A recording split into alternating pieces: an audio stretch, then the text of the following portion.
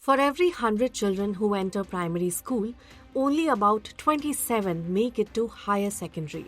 That means nearly 73% of students drop out. Well, this is not a projection or estimate. It is a finding flagged by a parliamentary panel which has called the decline in both schools and student enrollment at higher levels of education drastic.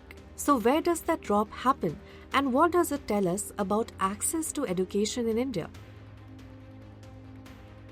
The finding comes from the Committee on Estimates in its 10th report of the 18th Lok Sabha, based on the Unified District Information System for Education Plus, or UDISE Plus, 2024-2025 data. At the primary level, India has 6.18 crore students.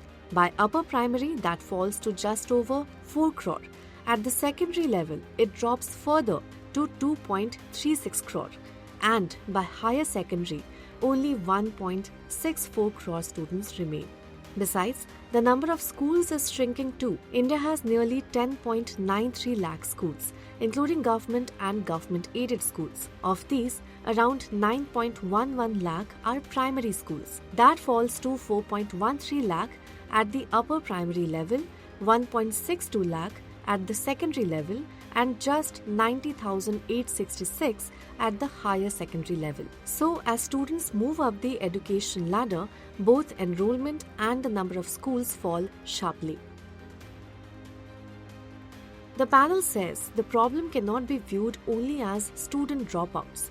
It also reflects the shrinking availability of schools as children progress to higher grades, particularly higher secondary schools. The panel has therefore recommended upgrading existing primary and secondary schools into full higher secondary schools, while urging states and union territories to expand secondary and higher secondary capacity. This is to ensure that students should not have to leave the education system because the next level of schooling is too far away or unavailable.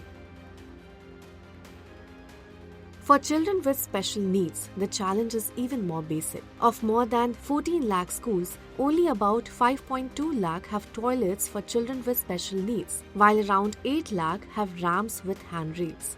That leaves a large proportion of schools without essential accessibility infrastructure. And there is another problem: underutilization of funds.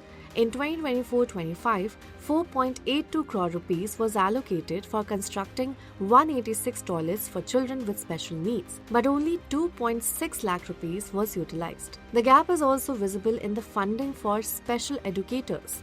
Against a 9.62 crore rupees grant for special educators at the elementary level, just 80.5 lakh rupees was utilized. India has built a vast school network, but the numbers show that this network becomes thinner precisely as students move towards higher education. And for children with disabilities, even basic access remains out of reach in many schools. So, the parliamentary panel has identified the gaps. The challenge now is to bridge them. Follow Business Standard for more stories.